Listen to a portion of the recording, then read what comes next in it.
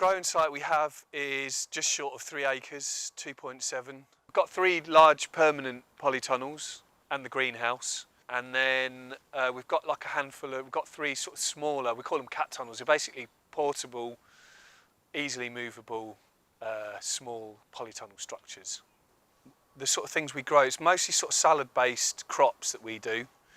The bulk of it is the salad mix, which you can see a lot of round here at the moment. That accounts for nearly half of our income through the year. And then on top of that we do things like spring onions, radishes, courgettes, chard, spinach, rocket, salad turnips, that kind of thing. So yeah, mostly salad-based kind of veg, yeah.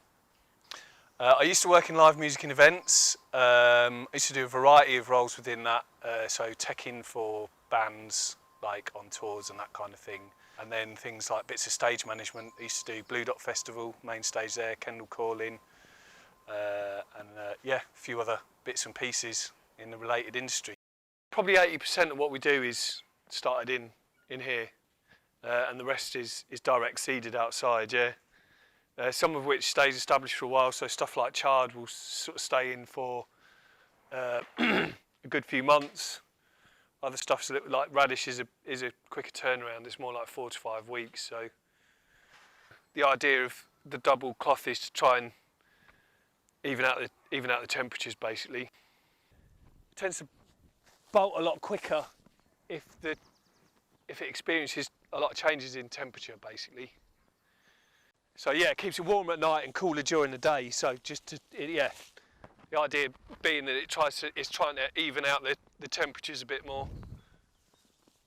It sort of started a few years ago. It's not that I got bored so much of rock and roll. I was just getting tired of it. Spend a lot of time away from home. The hours are quite ridiculous. 16 to 18 hour days, not uncommon.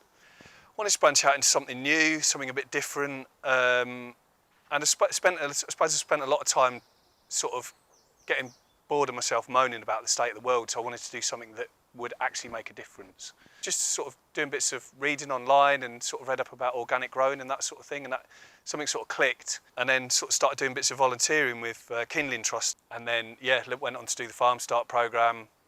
Realised I really enjoyed doing it. It's been quite a quick transition. Last year was my first full season with the previous owners of Glebelands, with a few bits of sort of rock and roll stuff in between, and then all the other work in rock and roll basically just disappeared. Halfway through that season, Charlotte and Adam, who were the previous owners of Glebelands, basically decided that they had enough and wanted to move on. And so they were selling the business, and the opportunity was there, and I had a bit of money in the bank, so yeah, I took it. It was quite a hard decision to make. This experience isn't on my side. It all just sort of fell into place really, I guess. I think, yeah, getting into the organic side of things was important to me from kind of like, mostly from an environmental point of view, I think. It's like, nature's been working on getting things to grow well for like billions of years, 3 billion years or whatever, whereas we've come along in the last 100 years with a bunch of chemicals thinking we can do it, more efficiently and more quickly, But I think nature's proved that that system is better for the health of people and for the environment. I think people can tell the difference between organic and non-organic. I think there's definitely something to be said for flavour. I think organic food does taste better. I think from a health point of view as well, growing using organic methods, there's still a lot of research to be done at a scientific level, but I think we're starting to see now that not only is our organic growing methods better for the environment and for soil, but it's also better for the crops that we eat, and the level of nutrient that you get from organically produced veg is higher, and there's more of it than you get from conventional, modern, whatever you want to call it, farming techniques. Weed and slugs are the 2 main things that cause us bother on a daily basis. Most of what we do is by hand. We try and control it as best we can. It's best to kind of keep on top of it. You've got to think harder about what to do about things. A lot of sort of pest prevention and that sort of thing can actually be overcome just by creating a strong, healthy plant. things like aphids and that sort of thing, they'll go for a weak plant. If you've got a weak plant in your system, they'll go for that first.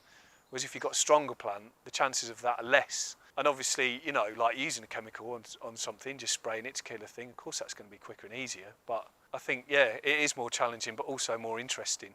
You know, like I say, you have to think about it a little bit more.